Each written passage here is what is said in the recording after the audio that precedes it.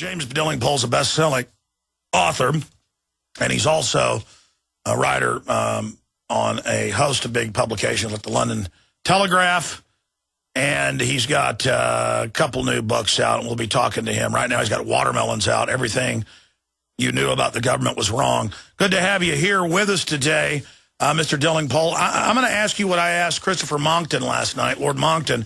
Is Al Gore at the edge of the cliff, tipping forward, staring into political extinction, or has he already hit the bottom and bounced, and is this a dead cat bounce that's just going to be good for laughs? Al Gore is on top of the cliff, and he's about to carry us all over the edge with him. That's what he's going to do. It's not good news. And listen, Alex, you have given the enemy ideas. When the New World Order arrives, they are now going to put you in a room with Al Gore's voice for the rest of your imprisoned life. Don't give them ideas. Well, I guess you do have a good point. That's why I did that economic news first and then forgot to put a bow on it. Everything's falling apart. We're imploding. China has none of these rules on it. Everything's shutting down in England, the U.S. Global depression, except in commie land where Al Gore's got companies, and he wants to slap giant taxes on everything. California's already done it and went from 30% unemployment to 35 in 6 months. The depressing thing about all this, about the coming global economic apocalypse, which is almost upon us, is that there are quite a few people out there who actually desired this thing. This was all part of the plan. If you go back to the Club of Rome, founded in 1968 in David Rockefeller's house in Italy, by two guys, Alexander King and Aurelio Peccei, and you read what these guys are saying about our economic future. And what you realize is that these guys wanted an economic collapse. They wanted to end industrial civilization, number one. And number two, they wanted a new world order. I mean, some of your listeners have probably heard this stuff before. Let me read out one line from one of their documents. This was published in 1974. Now is the time to draw up a master plan for organic, sustainable growth and world development based on global allocation of all finite resources and a new global economic system. That is, and they call this the master plan. They're quite open about it. This was in a book, 1974, Mankind at the Turning Point. This was in bookshops. This is not a conspiracy, or if it is a conspiracy, it's a conspiracy in plain sight. These guys knew exactly what they wanted, and now they are getting it. That's right. And so when we fight Al Gore and Lord Rothschild and David Rockefeller and all these people who've written hundreds of books, publications, End of the Family, world population reductions of 80%, post-industrial world, Maurice Strong, Hansen, Goddard Space Center, this is their religion. And, and they mean to carry it out. And so when we're fighting the man-bear pig, you know, I like to joke about it, but really it's not a joke. I mean, they're even calling themselves green fascists now. These are authoritarian control freaks. And what's even scarier, they don't even think they're saving the world. It's all a cynical way to seize total power. Yeah, I was talking to the leader of the British Green Party the other day, and I accused her of being a watermelon. You know, that's green on the outside, red on the inside. Do you know what she said? She said, I'm proud to be a watermelon. So these people are, as you say, completely upfront about what they want. You've got the Prince of Wales, our future king. He has just been made head of WWF UK. He said that we should all look forward to reducing economic growth, living more sustainably. Well, okay, you can live sustainably when you've got various palaces all over the country where you've got millions of pounds coming in. For the rest of us, it's not going to be easy, this new Great Depression. It's not going to be fun. You know, no matter how many Greens think it's a good idea to bomb us all back to the dark ages, we all live in yurts and subsist on grains. Actually, some of us would like an economic future for our children. Some of us would like to go to hospital and get medical treatment. Some of us don't want a life of toil and misery. That's why human beings developed. That's how Western civilization happened. We wanted to improve our lot, not make it worse. That's right. We watched our children starve to death, so we invented technologies. And what's sick about it is when you really get into their latest technocratic system, they plan for us to run around like Eloy and loincloths, those of us that are allowed to continue, while they are behind technotronic, high-tech national security reservations with their police helicopters and drones flying above us. When you really get into their writings, they're delusional. They think they're God. Yeah, I don't know how anyone in their right mind could wish for what is coming to us. But the fact is that you look at the writings of the Green Movement, everything from the Club of Rome to Paul Ehrlich's population bomb to Rachel Carson, Silent Spring, these guys all wanted the same thing. It's a religion based on anti-science. Because look at the facts. We are entering a solar minimum. A solar minimum like we had in the 19th century, early 19th century, when we had the famous year without a summer. We had a solar minimum like we used to have in the days when we had ice fairs on the River Thames. Now we're entering a period of global cooling. There has been no global warming since 1995. Even Phil Jones at the University of East Anglia, one of the arch warmists, admits this fact. So that's why we have emails from years ago saying, hide the decline. Hide the decline. That's what ClimateGate was all about. And I've written about this in this book, Watermelons, because it is very scary. These guys are totally upfront about what they've been doing. We're not the ClimateGate scientists, obviously, but I mean, all the evidence is there that these guys are lying to us. These guys want to destroy the global economy. But yeah, the facts are we are entering a period of global cooling. In periods of global cooling, it's harder to grow crops. That means riots. It means starvation. It means misery. Yet what are all the world's governments doing, all the world's Western governments anyway?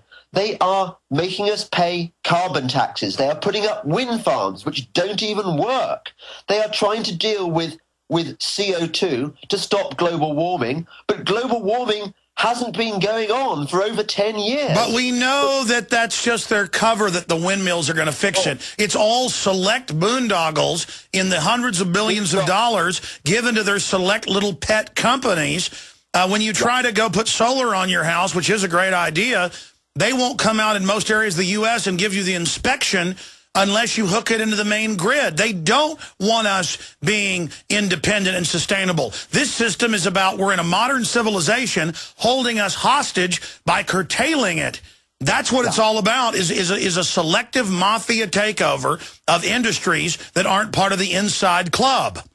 Yeah, absolutely. And it is a mafia takeover because no free citizen would actually vote for this stuff if they possibly could. For example, in Britain, we have this massive drive for green jobs, as I believe that you have in America, unfortunately. It has been calculated by economists that for every green job created in Britain by through taxes, you lose 2 jobs. No, in Britain, 3.7 Oh, jobs. it's worse than Spain. Spain was 2.2. Britain so far, 3.7 jobs lost in the real economy. It has been the same across Europe. The Portuguese economy has completely been destroyed. But that's what Maurice Strong and Al Gore and all of them swore to do. They transfer the few jobs to their cronies while it destroys the other jobs, and they put more and more regulations on us, and everything moves to China where Maurice Strong and all of them invest and live. It's a perfect plan. Yeah, well, China makes all the money from these wind farms. China makes all the parts. It mines the rare earth minerals for them. China is doing very well out of Western stupidity. Now, I know you're optimistic, but at the same time, you're a realist. In a football game, let's take soccer football. I mean, were they like 2 points ahead of us, but now we're 2-2, we just got 2 goals? Or are we 3 points ahead and they've got 1 point? I mean, how would you describe where we are right now? Because it looks like we're really starting to rout them. We've gone from just their wall of ridicule and, everyone agrees with us. And, they're marching along with coconuts like they're royalty and Al Gore saying he's the king, like some Monty Python skit, to now they're on the ground with their arms and legs hacked off saying, it's just a flesh wound. That's right. Alex, what's happened is that we won the game 2 years ago.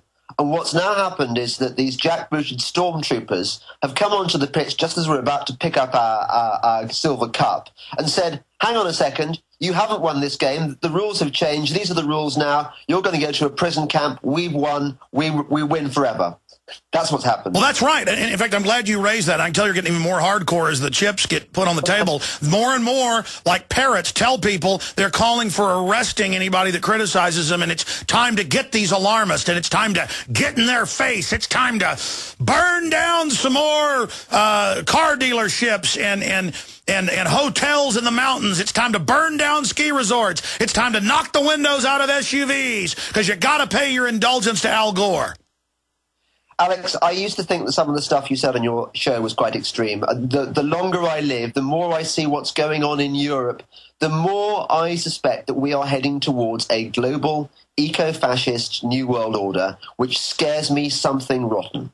I think they are going to start persecuting so-called climate change deniers. Already you see people climate skeptics are being denied a platform in taxpayer-funded universities. These universities are supposed to be open to everyone, and yet they are shutting out freedom of speech now. In England, they won't even deliver audio CDs of Matthew. And even if you don't agree with that gospel, or you're an atheist, now they won't deliver Bibles in the mail. I mean, this is a dictatorship. These are not liberals. These are authoritarian control freaks, and their ground soldiers are literally control freak little brown shirts. It's time to get back in their face. Well, wait and see what happens if the EU gets its way and has political union as well as economic union. If that happens, Europe is completely lost. And then it will be, as Mark That was my next point, because you're in England. They now admit it's a united Europe, no sovereignty. They said they're going to get rid of the football teams and have the Euro team so you can learn to worship government. That got leaked yesterday and is now public. Zero Hedge got that, but it's since been confirmed. And now they're announcing, yes, a private banking dictatorship over all of Europe. And guess who Goldman Sachs and J.P. Morgan and all the big banks that are going to own this system are financing? They're the biggest financiers of the carbon tax garbage. Yeah, of course they are. I mean, you know who invented carbon tax? It was Enron. Enron was going to be really big in carbon taxation and carbon credits and stuff. It is Enron economics. And these are scary times. But if you actually consulted the people of Europe, even in Germany, most people do not want this stuff. They do not want a European socialist superstate. They do not want to be bailing out the Greeks. Most people in Europe actually want to be able to live their lives as they choose, free. Now, unfortunately, there is a class of bureaucrats, of Eurocrats, call them what you will, who have rigged the system with the banksters in such a way that people no longer have any democratic control over their lives. The Green Movement has been very much part of that. These are the watermelons. They are using environmentalism as an excuse to create new structures, to impose new taxes, new transnational regulations like the one that Gibson Guitars got done for the other day in America. They were prosecuted under this ridiculous law which says that even if you infringe environmental laws made in India, then you are liable for imprisonment. No. This is the new global database. A guy shot a deer in the state and didn't buy the right stamp for it. So now it says he's globally banned from hunting anywhere. And now they're saying we're under foreign laws. But even in the India case, they're saying they didn't violate the law. This was value-added wood. It's not endangered. But they don't care. And expanding on that, here in Austin, I talked to some of the city people where they come in and turn the parking spaces the wrong way on 6th Street for bike lanes. And the bike riders get out in the highway on major highways on purpose like it's theirs and are very aggressive and hateful towards cars. It's like a cult, and I like bike riding. And they say, we're not going to have fuel in cars anymore, so you must ride bikes. Well, we're not set up in compact cities where you can even ride 5 miles to work. It will destroy our society. And Harry Reid says he's not worried about the Great Depression. He's tackling the issue of bike paths nationwide. So instead of fixing, listen, 20 years ago, we had great roads in Texas. Everywhere I go, they're rotting. Interstate highways have potholes. It's like the roads are better in Mexico, James. I can't take it. They're wrecking my country.